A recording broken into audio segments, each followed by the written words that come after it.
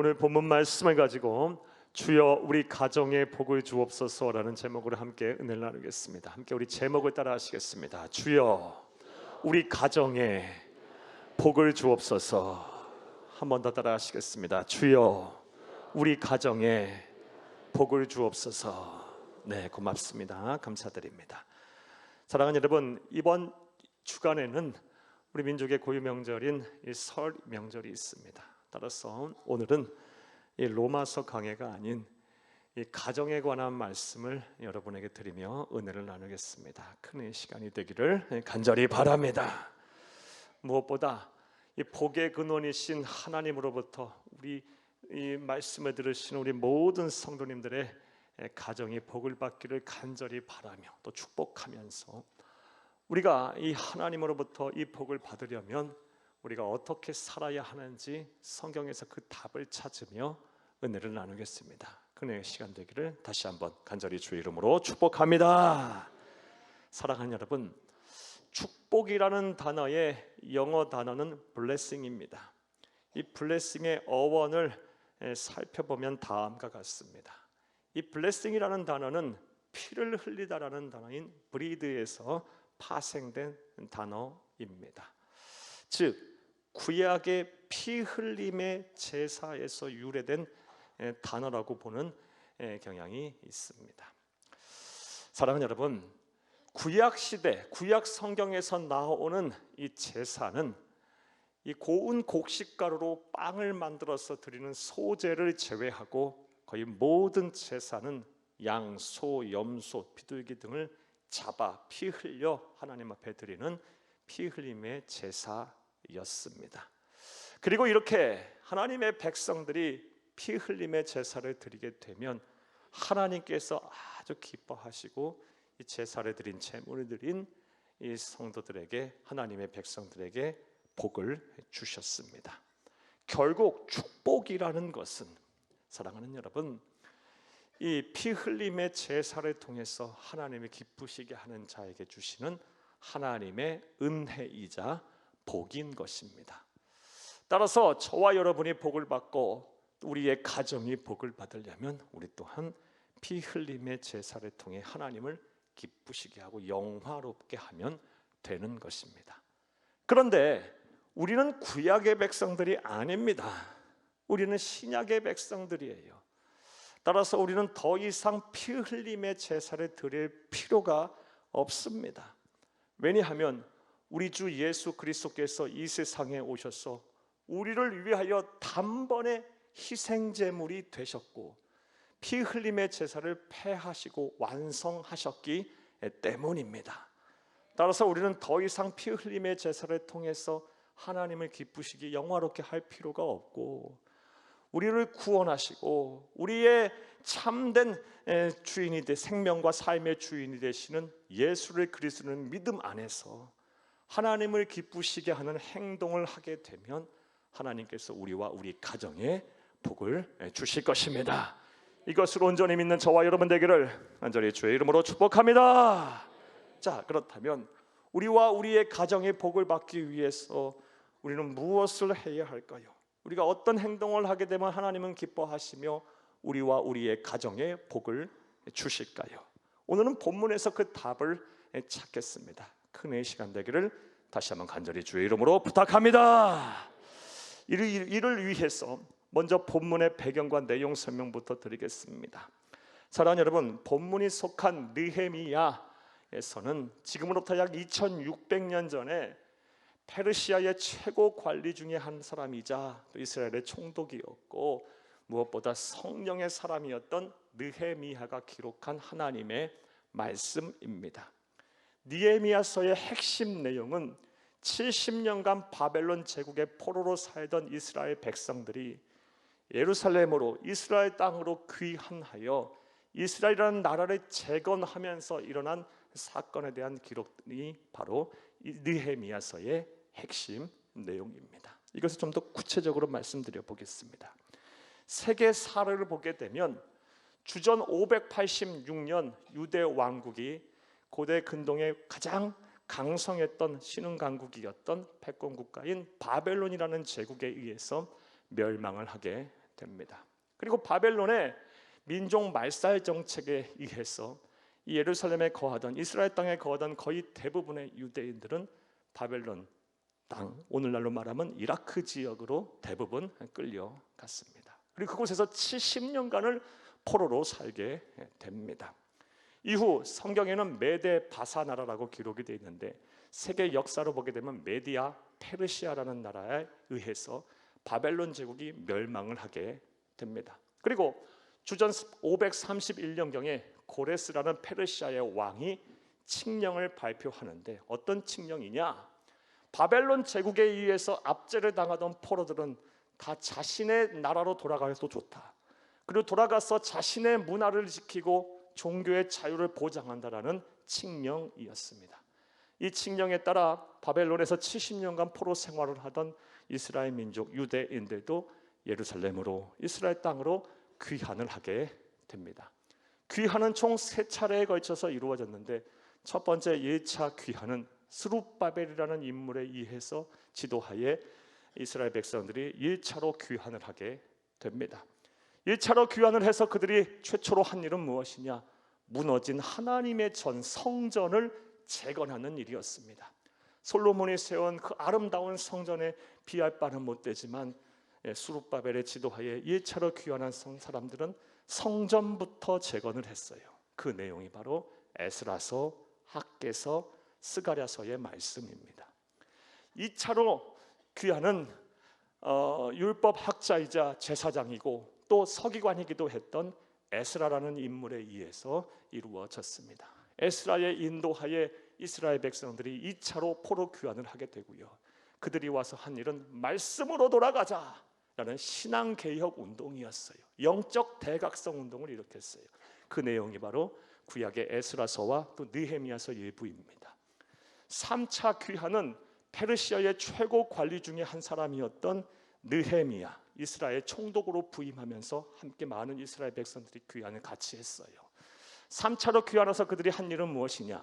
52일 만에 무너진 예루살렘의 성벽을 재건하는 일이었습니다. 성벽을 52일 만에 다 재건한다? 이건 그 당시 기술로는 기적이었어요. 52일 만에 이 일을 해냅니다. 그리고 그 내용이 바로 느헤미야서의 내용입니다. 느헤미야서를 보게 되면 이 느헤미야는 성벽을 재건하고서도 13년 동안 이스라엘의 총독으로 부임을 했어요. 일을 했어요. 그리고 총독으로 일을 하면서 과거 무너졌던 모든 이스라엘의 모든 일들을 재건하고요, 체제를 정비했고, 무엇보다 영적으로 하나가 되도록 말씀 중심의 삶을 살도록 그들을 잘 이끌었습니다. 그래서 과거 다윗 왕이 통치하던 때와 비견될 만큼 나라의 기틀이 잡히게 됐어요. 그런데 문제는, 사랑하는 여러분, 느헤미야가 13년의 임기를 마치고 페르시아의 아닥사스다 왕의 부름을 받고 페르시아로 돌아가자 일어나기 시작했어요. 이스라엘의 강력한 영적인 지도자가 사라지자 이스라엘이 다시 큰 혼란에 빠지게 됐어요. 사회의 기강이 무너지고 국가 질서가 무너지고요, 관리들의 부정부패가 심해졌고요, 무엇보다 우상 숭배하는 이들이 만연하게 돼서 이 사회가 영적으로 아주 혼란하게 됐어요. 이 소식을 머나먼 페르시아에 있던 이 신앙인이고 총독이었던 느헤미야가 듣게 됩니다. 그래서 오늘 본문 말씀 6절 7절 말씀에 보면 느헤미야는 페르시아의 아닥사스다 왕에게 부탁을 해요. 다시금 나를 이스라엘의 총독으로 보내달라고 합니다. 그리고 그것이 수락이 되어 이스라엘로 돌아오게 돼요. 그리고 나서 그가 이스라엘 땅에 와서 이스라엘을 다시 재건하기 위해서, 다시 부흥시키기 위해서 여러 가지 신앙의 원칙들을 세웁니다. 그런 신앙의 원칙들에 대한 내용이 바로 오늘 본문 말씀인 느헤미야서 13장 말씀입니다. 그리고 우리는 느헤미야가 이스라엘을 재건하고 다시 부흥시키기 위해서 세운 신앙의 원칙들을 통해서 우리와 우리의 가정이 하나님을 기쁘시게 하여 복을 받게 되려면 무엇을 해야 하는지를 잘 알 수가 있습니다. 자, 그렇다면 이제부터 생각해 보겠습니다. 사랑하는 여러분, 성령의 사람이었던 느헤미야가 이스라엘을 재건하고 부흥시키기 위해서 세운 신앙의 원칙들은 무엇일까요? 다시 말해, 우리와 우리의 가정들이 하나님을 기쁘시게 하여 복을 받으려면 우리는 어떠한 행동을 해야 할까요? 자, 이제부터 따라하시겠습니다. 첫째로, 하나님의 말씀을 항상 지켜 행해야 합니다. 한 번 더 따라하시겠습니다. 하나님의 말씀을 항상 지켜 행해야 합니다. 성령의 사람인 느헤미야가 이스라엘을 다시 총독으로 다시 부임하면서 제일 먼저 내건 신앙의 원칙, 바로 하나님의 말씀을 항상 지켜 행해야 한다는 것입니다. 사랑하는 여러분, 느헤미야가 총독으로 다시 부임하는 날 제일 먼저 한 일이 무엇이냐? 이스라엘 백성들을 다 불러 모으고 하나님의 말씀을 낭독하는 일이었습니다. 오늘 보면 1절을 함께 보겠습니다. 그날 모세의 책을 낭독하여 백성에게 들렸는데 그 책에 기록하기를 암몬 사람과 모압 사람은 영원히 하나님의 총에 들어오지 못하리니. 아멘. 그날 다시금 이스라엘 총독으로 부임한 날 모세의 책을 낭독하였다. 모세오경, 창세기, 출애굽기, 레위기, 민수기, 신명기, 율법인 하나님의 말씀을 낭독했어요. 선포했어요. 이 일부터 함으로 그의 총독으로서의 사역을 시작했습니다. 자, 그렇다면 왜 이스라엘 총독으로 부임하면서 이 일부터 했을까요? 다른 많은 사역할 일이 많았을 텐데 왜 하나님의 말씀을 낭독하는 일부터 시작을 했을까요? 그 이유는 명확합니다. 왜냐하면 사랑하는 여러분, 사람이 또 가정이 또 국가가 모든 것을 갖추고 살고 있다 할지라도 특별히 하나님의 백성이 영의 양식이자 절대 진리인 하나님의 말씀을 지켜 행함으로 심령의 부흥을 이루지 않으면, 심령이 굳게 세워지지 아니하면 참된 행복, 완전한 행복을 누릴 수 없기 때문입니다. 잘 들으세요. 잘 기억하세요. 하나님의 백성이 세상의 것을 다 갖추고 산다 할지라도 영의 양식이 제대로 공급받지 못한다면, 영의 양식인 하나님의 말씀으로 심령의 부흥을 이루지 못한다면, 심령이 굳게 세워지지 않는다면 절대로 만족함이 없을 거예요. 행복을 누리지 못할 것입니다. 완전한 행복에 이르지 못할 것입니다. 그런 의미에서 사랑하는 여러분, 이 느헤미야는, 성령의 사람이었던 느헤미야는 가장 먼저 사역을 시작하면서 하나님의 말씀을 지켜 행하도록 영의 양식인 하나님의 말씀을 낭독하고 선포한 것입니다. 사랑하는 여러분, 이처럼 우리가 영의 양식이자 절대 진리인 하나님의 말씀을 잘 지켜 행하면 반드시 복을 받게 됩니다. 가정의 복을 받습니다. 이것을 온전히 믿는 저와 여러분 되기를 간절히 주의 이름으로 축복합니다. 이것에 대한 약속은 성경에서 어렵지 않게 찾을 수가 있습니다. 아니, 너무 많아. 소개할 구절이 너무 많습니다. 그 중에서 몇 구절 여러분에게 함께 소개하겠습니다. 함께 보겠습니다. 신명기 29장 9절을 먼저 읽겠습니다. 그런즉 너희는 이 언약의 말씀을 지켜 행하라. 그리하면 너희가 하는 모든 일이 형통하리라. 아멘. 언약의 말씀을 지켜 행하라. 그리하면 너희가 하는 모든 일이 형통하리라. 사랑하는 여러분, 명제가 분명해요. 인과관계가 분명해요. 말씀을 지켜 행해라. 그러면 너희 모든 일이 형통할 것이다. 사랑하는 여러분, 하나님은 거짓말하시는 분이 아니에요. 말씀하신 것 반드시 지키시는 분이십니다. 하나님이 말씀하신 것 중에 안 이루어진 것이 없습니다. 하나님의 말씀을 항상 지켜 행하세요. 이걸 지켜 행하기 위해 노력을 하세요. 늘 가까이 하면서 노력을 하세요. 그리하면 여러분이 하시는 일을 형통하게 하실 것입니다. 여러분의 가정에 복을 주실 것입니다. 할렐루야. 또 다른 말씀 보겠습니다. 여호수아서 1장 8절을 함께 읽겠습니다. 이 율법책을 네 입에서 떠나지 말게 하며 주야로 그것을 묵상하여 그 안에 기록된 대로 다 지켜 행하라. 그리하면 네 길이 평탄하게 될 것이며 네가 형통하리라. 아멘. 이 율법책 하나님의 말씀을 입에서 떠나지 말게 하며 주야로 항상 그것을 묵상하라. 묵상한다는 말이 뭐예요? 지켜 행한다는 말이에요. 그리하면 네 길이 평탄하게 될 것이다. 사건 사고 많은 세상, 바람잘 없는 인생 가운데서도 하나님은 평탄케 하실 거예요. 우리의 길을요. 그리고 형통케 하실 것입니다. 약속의 말씀이에요. 하나님 반드시 지키실 거예요. 그러므로 하나님의 말씀을 항상 지켜 행하기 위해 노력하신 여러분 되기를, 또 여러분의 가정 되기를 간절히 주의 이름으로 축복합니다. 한 말씀 더 보겠어요. 시편 1편 1절에서 2절 함께 보겠습니다. 복이 있는 사람은 악인들의 꾀를 따르지 아니하며 죄인들의 길에 서지 아니하며 오만한 자들의 자리에 앉지 아니하고 오직 여호와의 율법을 즐거워하여 그의 율법을 주야로 묵상하는도다. 아멘. 사랑하는 여러분, 복 있는 사람이 누구랍니까?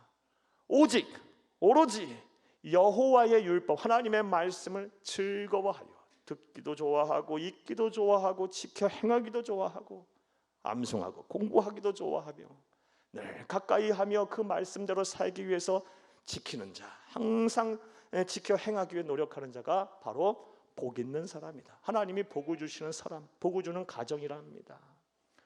그러므로 이제 권면의 말씀을 드릴게요. 사랑하는 여러분, 여러분의 가정에 이 하나님의 말씀을 지켜 행하기 위해 노력하는 노력이 풍성하기를 간절히 바랍니다.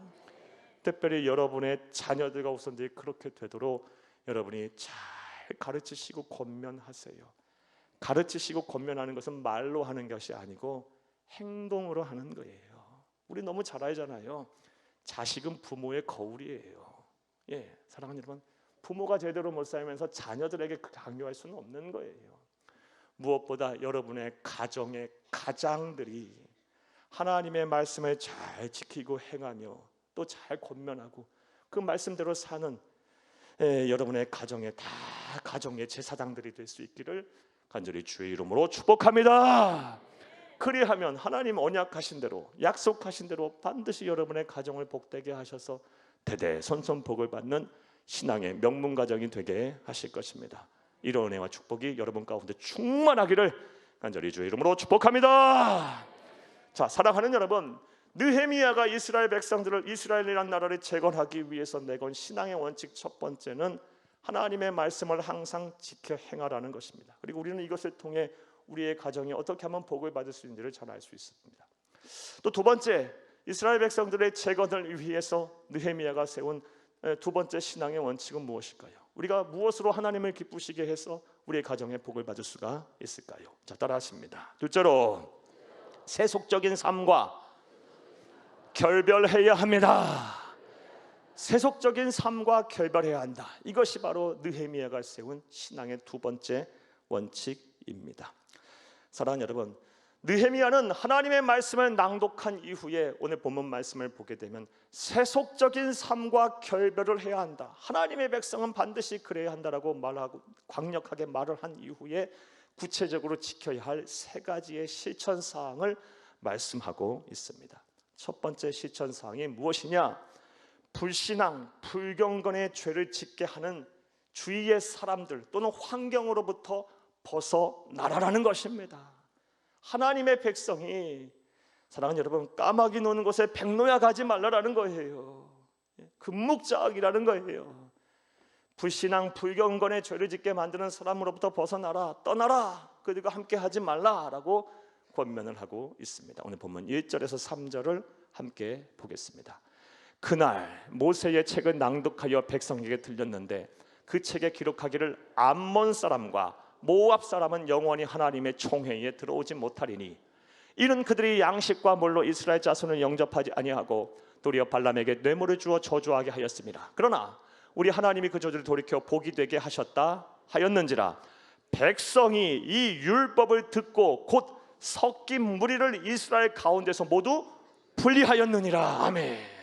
이스라엘 백성들은 암몬 자손과 모압 자손을 회중에서 분리하라, 그들과 교제하지 마라 라는 말씀을 듣고 그 일을 행했어요. 그렇다면 그 일을 행하게 하라고 한 이유가 뭘까요? 사랑하는 여러분, 말씀드렸다시피 암몬 조속과 모압 조속에 대한 인종적인 편견이나 민족적인 차별 때문이 아니었어요. 그들과 교제하고 그들과 함께 하게 되면 그들로부터 우상 숭배도 받고요, 또 불신앙과 불경건의 죄를 짓게 되는 거였어요. 그런 악영향으로부터 벗어나라라는 겁니다. 그리고 그 일을 행했어요. 그리고 하나님께서는 이스라엘 민족에 복을 주셨어요. 사랑하는 여러분, 여러분에게도 근본의 말씀을 드려요. 여러분을 하여금 불신앙과 불경건의 죄를 짓게 만드는 주위에 사람들이 있으십니까? 또 그런 환경이 있으십니까? 그러면 과감하게 결단하세요. 여러분, 하나님 앞에 불신앙 불경건에 저러지어서 무슨 복을 받겠어요? 사랑하는 여러분, 과감하게 결단하시고 용기를 내셔서 그런 사람, 그런 환경으로부터 벗어나시기를, 결별하시기를, 그래서 세속적인 삶과 결별하시기를 간절히 주의 이름으로 축복합니다. 세속적인 삶과 결별하라고 말한 이후에 말한 두 번째 실천사항은 오늘 본문을 보게 되면 온전한 11조를 드리라는 것입니다. 보면 10절에서 13절을 함께 읽겠습니다. 내가 또 알아본즉 레위 사람들이 받을 몫을 주지 아니하였으므로 그 직무를 행하는 레위 사람들과 노래하는 자들이 각각 자기 밭으로 도망하였기로 내가 모든 민장들을 꾸짖어 이르기를 하나님의 전이 어찌하여 버림바 되었느냐 하고 곧 레위 사람을 불러 모아 다시 제자리에 세웠더니 이에 온 유다가 곡식과 새 포도주와 기름에 11조를 가져다가 곳간에 드림으로 내가 제사장 셀레마와 서기관 사독과 레위 사람 부다야를 창고지기로 삼고 마따냐의 손자 사꿀의 아들 하단을 버금으로 삼았나니 이는 그들이 충직한 자로 인정됨이라. 그 직분은 형제들에게 분배하는 일이 없느니라. 아멘. 사랑하는 여러분, 이 말씀은요, 느헤미야가 다시 페르시아로 돌아가게 되자 이스라엘 백성들이 11조를 드리지 않았어요. 그러면 어떤 일이 벌어졌냐? 성전이 제 기능을 발휘하지 못하는 거예요. 레위 사람들이 살 길이 막막하지자 자기 살겠다고 다 자기 밭으로 돌아가 버리게 됐고요.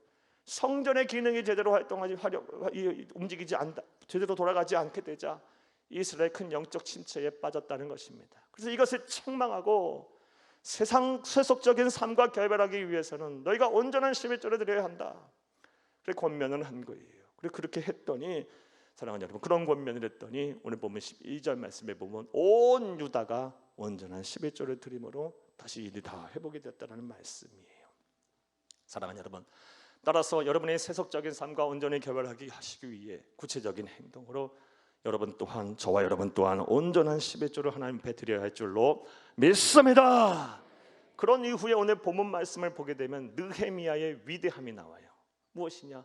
하나님 앞에 이렇게 온전한 11조를 드리고 나서 느헤미야는 당당하게 하나님 앞에 내가 이런 선한 일을 했으니 나에게 복을 달라고, 나 기억하달라고 하나님 앞에 요구를 하고 있어요. 14절을 함께 읽겠습니다. 내 하나님이여, 이 일로 말미암아 나를 기억하옵소서. 내 하나님의 전과 그 모든 직무를 위한 내가 행한 선한 일을 도말하지 마옵소서. 아멘. 이 말씀을 보면서 저와 우리 모든 성도님들이 우리가 장성한 신앙의 분량까지 자라난다면 이 느헤미야의 신앙의 수준에 이르러야 하지 않을까라는 생각이 들었어요. 우리는 너무 하나님이 떨어뜨리는 부스러기에 대한 복만을 기대하고 살아요. 그리고 겨우 그것에 만족해요.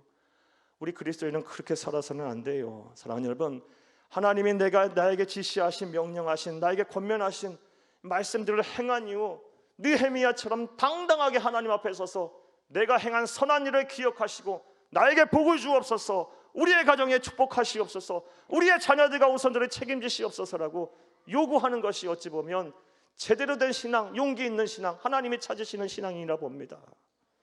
사랑하는 여러분, 저와 여러분이 이러한 신앙인의 수준에까지 이르러야 할 줄로 믿습니다.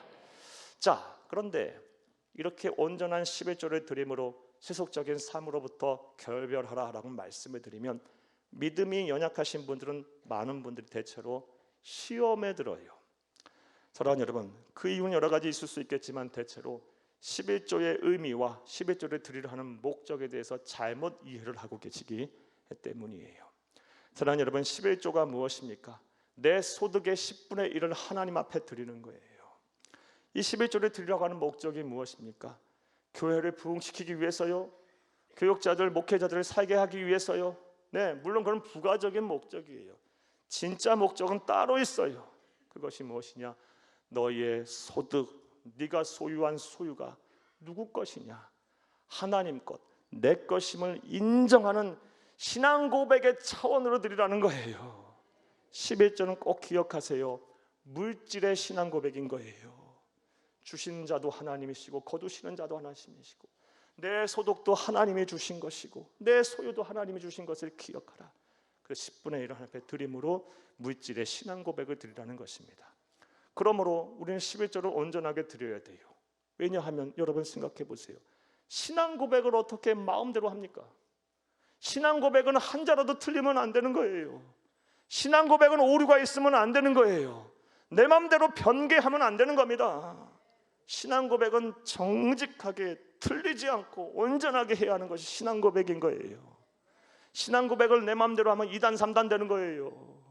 사랑하는 여러분, 물질의 신앙 고백인 12절을 온전히 드림으로 하나님을 영화롭게 하고, 사랑하는 여러분, 하나님이 복의 근원이신 하나님으로부터 주시는 큰 은혜와 복이 여러분의 것이 되기를, 여러분의 가정의 것이 되기를 간절히 주의 이름으로 축복합니다.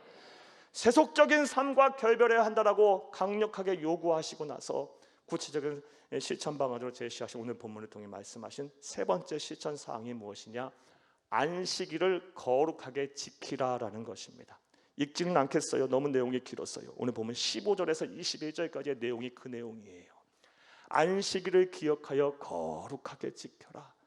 그리고 이 일을 행하고 나서요, 역시 느헤미야 대단합니다. 하나님 앞에 또 당당하게 서서 나를 기억하사 나의 선한 행위를 기억하사 나에게 복을 달라고 요구하고 있어요. 이 말씀을 읽겠어요. 본문 22절을 함께 보겠습니다. 내가 또 레위 사람들에게 몸을 정결하게 하고 와서 성문을 지켜서 안식일을 거룩하게 하라 하였느니라. 내 하나님이여, 나를 위하여 이 일도 기억하시옵고 주의 크신 은혜대로 나를 아끼시옵소서.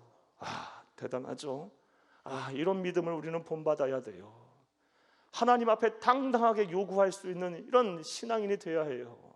하나님이여, 내가 이런 선한 일을 했으니, 한치라도 거리낌 없이 행동했으니, 하나님 말씀대로 행했으니 이제 나 책임지시옵소서. 우리의 가정을 책임지시옵소서. 복을 주옵소서라고 요구하고 있어요. 저와 여러분이 자라나야 될 신앙인의 모습이에요. 자, 부디 말씀을 들으시는 모든 분들이 안식일을 기억하여 거룩하게 지킬 수 있기를 간절히 주의 이름으로 축복합니다.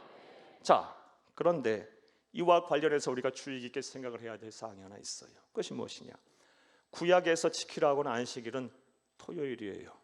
그리고 우리는 토요일이 아닌 일요일을 주의 날로 지키고 있어요. 자, 그렇다면 혹세 무민하고 우리의 영혼을 도적질하는 이단들처럼 우리는 주의 날인 일요일을 안식일이 아닌 토요일을 안식일로 지켜야 하는 걸까요? 사랑하는 여러분, 생각은 어떠해요?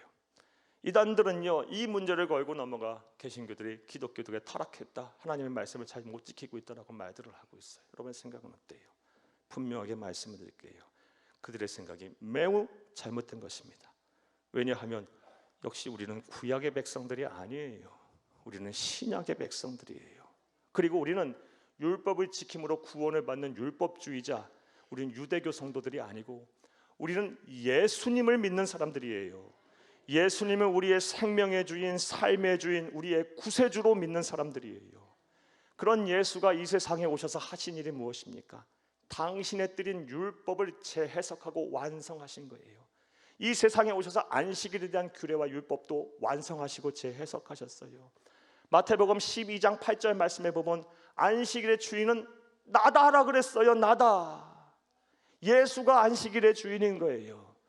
따라서 우리 주 예수 그리스도께서 사망의 권세를 깨트리시고 부활하신 이 안식 후 첫날 주일날을 우리는 주의 날로 구별하여 거룩하게 지키는 것이고, 우리의 생명의 주인자, 삶의 주인자, 구세주가 되시는 안식일의 주인 되신 우리 주님께서, 주님의 영이신 성령님께서 강림하셔서 교회를 세우신 안식 후 첫날 일요일을 주의 날로 구별하여 거룩하게 지키는 것입니다.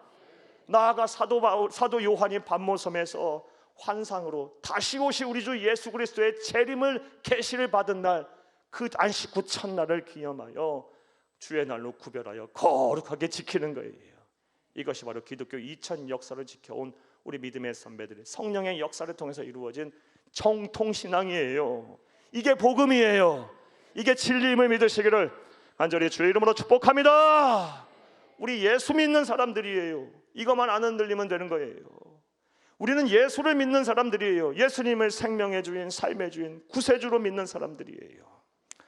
사랑하는 여러분, 두 번째로 이 느헤미야가 이스라엘의 재건을 위해서 세운 신앙의 원칙이 무엇이었습니까? 세속적인 삶과 결별하라라는 것이었고, 이를 위한 세 가지 실천상, 오늘 본문 13장에서 말한 세 가지 실천상, 먼저 불신앙 불경건의 죄를 짓는 사람 또는 환경으로부터 벗어나라. 온전한 십의조를 드려라. 물질의 신앙 고백을 제대로 함으로 세속적인 삶에서 벗어나라. 주일 성수 안식일을 철저하게 기억하여 거룩하게 지켜라 라는 말씀이었습니다. 이것을 온전히 준행하여 하늘의 신령한 복과 땅의 기름진 복을 받는 여러분 또 여러분의 가정이 되기를 간절히 주의 이름으로 축복합니다. 자, 또 세 번째로 오늘 본문 말씀을 통해서 느헤미야가 제시하고 있는 신앙의 또 다른 원칙은 무엇일까요? 우리와 우리의 가정의 복을 받기 위해서 우리는 무엇을 해야 할까요? 자, 따라 하시겠습니다. 셋째로, 가정을 성결하게 보존해야 합니다. 가정을 성결하게 보존하라. 이것이 느헤미야가 세운 신앙의 원칙이에요. 너무 내용이 길어서 읽지는 않겠어요. 23절부터 31절까지의 말씀을 보게 되면 느헤미야는 아주 강력하게 다음과 같은 내용을 주장해요. 요구해요. 하나님의 백성은 이방 사람들과 혼인을 해서는 안 된다라는 거예요. 절대로 하지 마라. 강력하게 요구를 하고 있어요. 왜냐하면 그 이유가 뭘까요? 왜냐하면 사랑하는 여러분, 당시 이스라엘 백성들이 이방 사람들과 혼인하고 결혼함으로 하나님을 사랑한다고 하면서 세상도 사랑하고 우상도 섬기는 영적인 가늠죄를 저질렀기 때문이에요. 나아가서 하나님으로부터 완전히 떠나 우상 숭배자로 전락하는 일이 비일비재했기 때문이에요. 그래서 아예 금해버린 거예요. 그래서 가정의 성결성을 지키라는 것입니다. 오늘날로 표현하면 하나님의 백성이 불신자와 결혼해서 이 사람이 신앙인인지 불신앙인지 도대체 구분이 안 되는 그런 삶을 사는 사람, 또 심하면 아예 하나님으로부터 떠나버리는 그런 삶을 사는 사람들을 향해서 하시는 말씀이에요. 사랑하는 여러분, 따라서 우리 그리스도인들, 하나님의 백성들은 반드시 하나님의 자녀들, 믿음의 백성들, 믿음의 자녀들과 함께 호린도 하고 믿음의 가정을 이루어야 할 줄로 믿습니다. 자, 그런데 말씀을 여기까지 들으면 다음과 같은 이제 고민들이 생겨요. 목사님, 우리의 자녀들과 우선들은 지금 불신자들과 연애하고 교제하고 결혼을 했거든요. 또 저도 그래요. 저도 우리 남편, 아내, 부모, 형제들 예수 안 믿거든요. 그러면 어떻게 해야 합니까? 이 말씀대로 갈라서야 합니까? 결혼하지 못하게 해야 합니까? 여러분 생각은 어때요? 답부터 말씀을 드리면 아니요, 절대로 그래서는 안 되고 그렇게 하실 필요도 없어요. 이방인들과 혼인하지 말라라는 말씀은요, 당시 시대상을 반영하고 있기 때문에 그랬어요. 그렇게까지 금하지 않으면 도대체 이 문제를 해결할 수 없었기 때문에, 가정의 성결성을 보존할 수 없었기 때문에 강력하게 하신 말씀이고요. 여러분, 사랑한다면 허락할 수 있어요. 사랑보다 더 큰 계명은 없는 거예요. 자, 하지만 이렇게 하신 말씀 속에 있는 참된 의미를 우리는 놓쳐서는 안 돼요. 무슨 말씀이에요? 뭘 요구하고 계시는 겁니까? 이방인과 혼인을 금한 게 가정의 성결성을 보존하라라는 거예요. 예수 믿게 하여 온 가족 식구가 영적으로 거룩해져라. 구원받은 하나님의 가정이 되라. 가족 복음화를 꿈은 현실에 이루라. 꿈을 이루라. 반드시 모든 가족 식구가 예수를 믿고 구원을 받게 하라. 이 말씀이에요. 이 참된 뜻은요. 그러므로 지금 여러분의 자녀들과 우선들, 혹시 지금 여러분이 만나고 계시는 분들이 불신자라면 그들을 열심히 사랑하고 또 권면해서 예수 믿게 하여 믿음의 가정을 이루시기를 간절히 주의 이름으로 부탁합니다. 또한 지금 불신 남편, 아내와 함께 살고 계신 분들, 부모, 형제들, 자녀들과 함께 계신 분들은 빨리 이를 위해서 열심히 다 하세요. 자, 그런데 우리가 다 잘 알다시피 가족 구원이라는 것이 참 쉽지가 않습니다.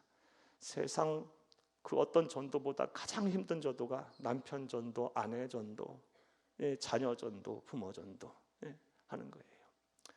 사랑하는 여러분, 그런데 또 우리가 분명히 알아야 할 것은 갈라디아서 6장 9절 말씀에서처럼 우리가 선을 행하되 낙심하지 말지니 포기하지 아니하면 때가 이름에 거둔다 그랬어요.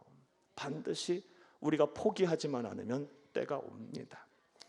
이와 관련해서 저는 참 감동적인 우리 성도님들의 간증을 요즘 종종 듣습니다. 신방 다니며 참 많은 말씀 들어요. 어떤 집사님은 저에게 이런 감동적인 말씀을 얼마 전에 하셨어요. 우리 남편이 나에게 너무 묵뚝뚝하게 대하고 또 너무 가정의 일에 소홀히 하는 것 같아서 남편이 너무너무 미웠대요.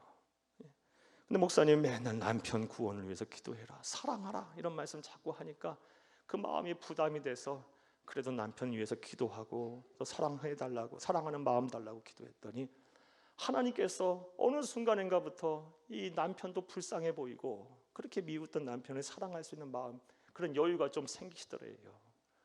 그래서 사랑하고 또 아껴주고 또 기회가 있을 때마다 하나님 말씀을 전해주고 또 문자로 카톡으로 또 하나님의 말씀을 보내주기도 하고 기도하고 그랬더니요, 어느 순간에부터 남편의 태도가 달라지더래요.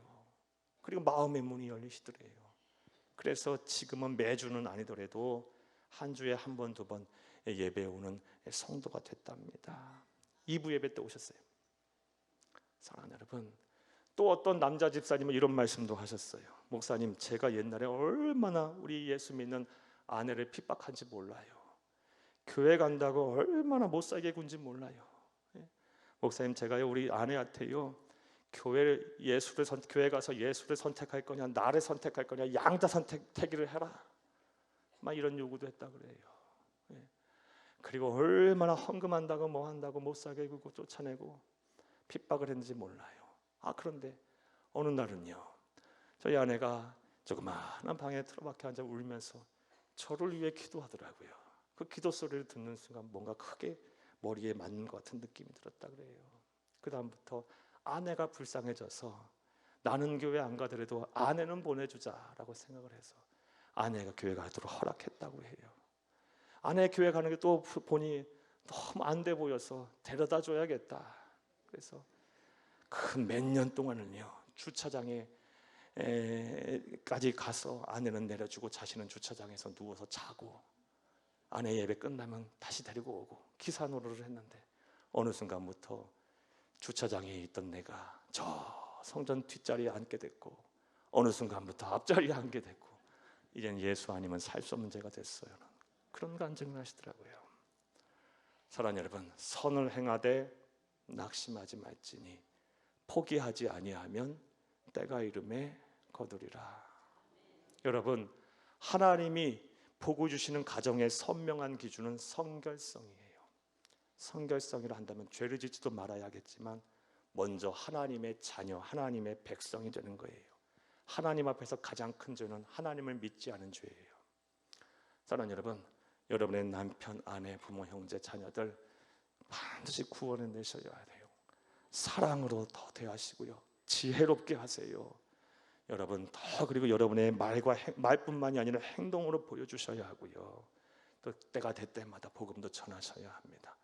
이런 일을 통해서 여러분의 가족이 구원을 받고 여러분의 가정이 성결하게 보존되어 하나님으로부터 큰 복을 받는 여러분 가정 되기를 간절히 주의 이름으로 축복합니다.